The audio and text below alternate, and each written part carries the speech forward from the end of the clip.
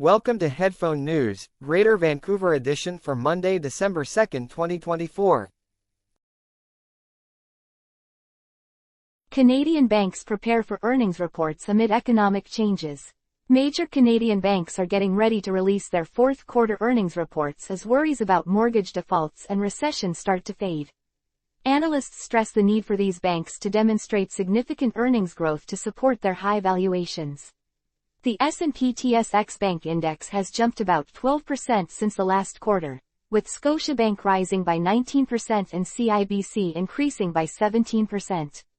However, TD Bank is facing serious challenges, including a $3 billion United States dollars fine for anti-money laundering issues, which has caused a slight dip in its stock price.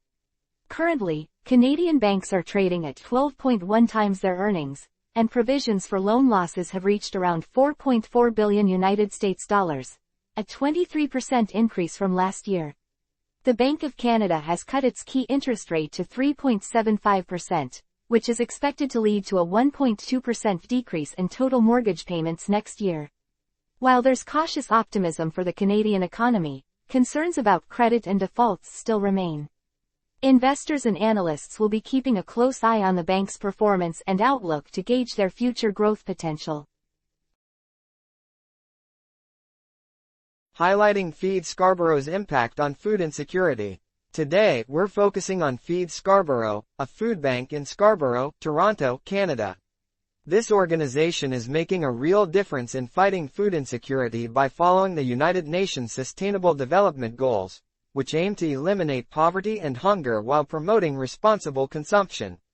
Since they started these initiatives about a year and a half ago, Feed Scarborough has seen a remarkable decrease in the number of clients facing hunger.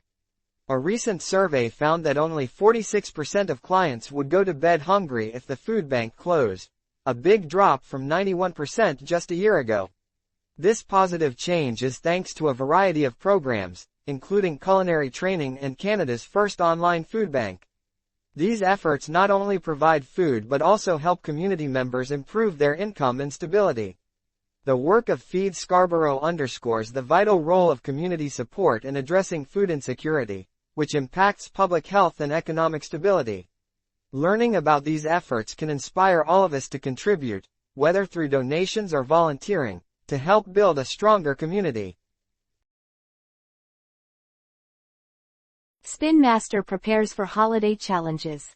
Spin Master, a top toy company based in Toronto, Canada, is getting ready for a tough holiday season. The Ms. Rachel doll, inspired by popular YouTube star Rachel Griffin Accurso, is at the top of holiday wish lists and is seeing record pre-sales at Walmart.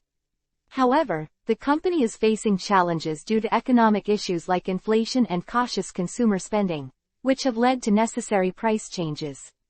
For instance, items that used to cost $100 are now priced at $70.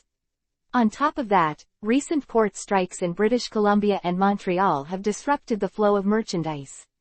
Spin Master has also acquired Melissa & Doug, a toy company from Connecticut, for $950 million. With product development taking up to 18 months, the company is planning ahead for the holiday season. Despite having strong brand recognition and innovative products, the current economic conditions may lead to reduced consumer spending, requiring the company to make strategic changes to maintain sales during this critical time. Calls for police training reform in Canada. Recent fatal police shootings in Manitoba, Canada, have led to renewed demands for reform in police training. On November 22, 2024, 17-year-old Elgin Muskego was shot and killed by the Royal Canadian Mounted Police on Norway House Cree Nation.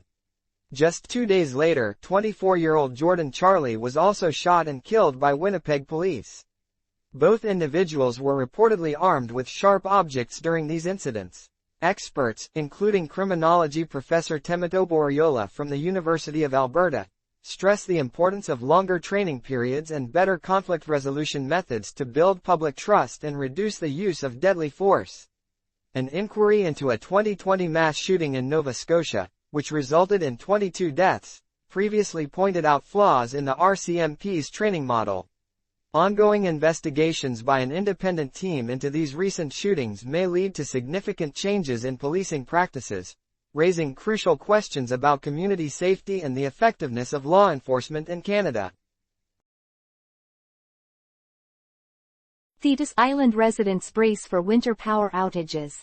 Residents of Thetis Island, a small community in British Columbia, Canada, are preparing for possible power outages due to winter storms. With around 500 people living on the island, they often experience delays in getting their power restored after severe weather. A recent bomb cyclone in mid-November caused outages that lasted several days. Janine Caldbeck, the chief of the volunteer fire department, highlights how crucial community support and sharing resources are during these tough times. The island's isolation adds to the challenges, making emergency preparedness vital. BC Hydro, the utility company for British Columbia, focuses on restoring power based on the number of customers affected. This situation underscores the importance of having effective emergency plans and building community resilience, especially as climate change leads to more frequent severe storms. Women as primary breadwinners in Canada. A recent report from the Vanier Institute of the Family reveals that women are increasingly becoming the primary breadwinners in Canadian families.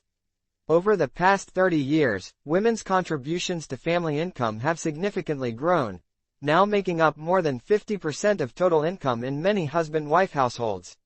This marks a considerable rise from 1/3 in 2022 and 1/4 in 2000.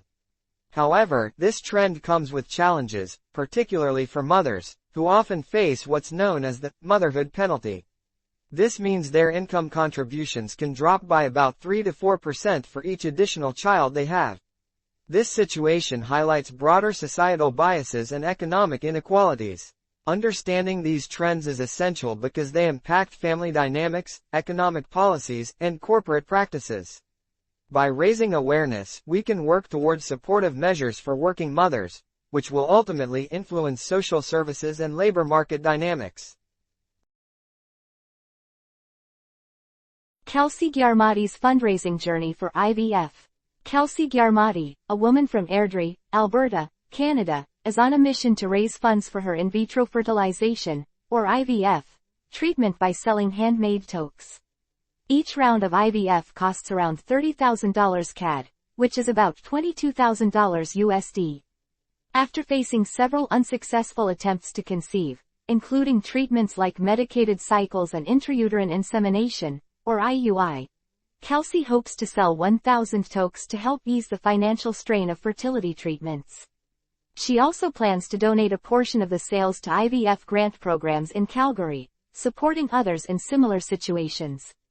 The high cost of IVF in Alberta highlights the emotional and financial challenges that couples dealing with infertility often face, underscoring the urgent need for improved healthcare policies and support systems. Advocates call for free HIV prevention drugs in Ontario. On World AIDS Day, advocates in Ontario, Canada, are urging for free access to HIV prevention drugs. Recent statistics reveal a concerning rise in HIV cases, with 2,434 new diagnoses in 2023, which is a 35% increase from last year. This follows a 22% rise between 2021 and 2022. Dr. Kevin Woodward, the executive director of HQ Toronto, highlights the importance of raising public awareness and enhancing healthcare support. Access to effective HIV prevention medications, like PrEP, is essential for lowering transmission rates. This push for free drugs underscores the ongoing public health issue and the critical need for government funding in healthcare initiatives.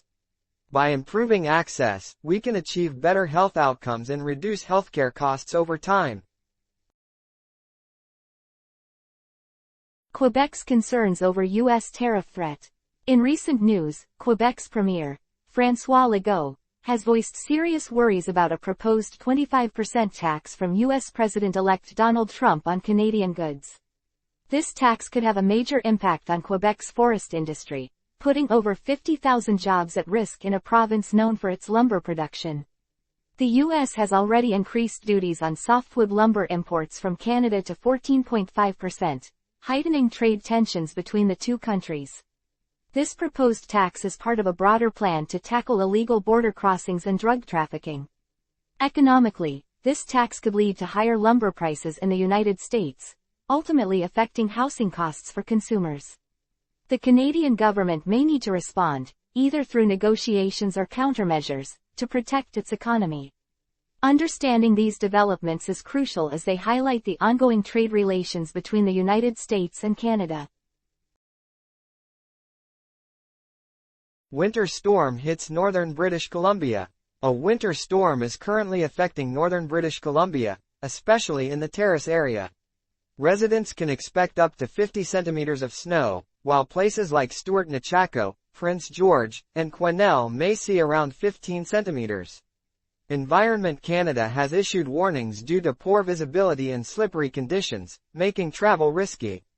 This storm is caused by warm Pacific air mixing with colder temperatures, leading to a mix of weather conditions.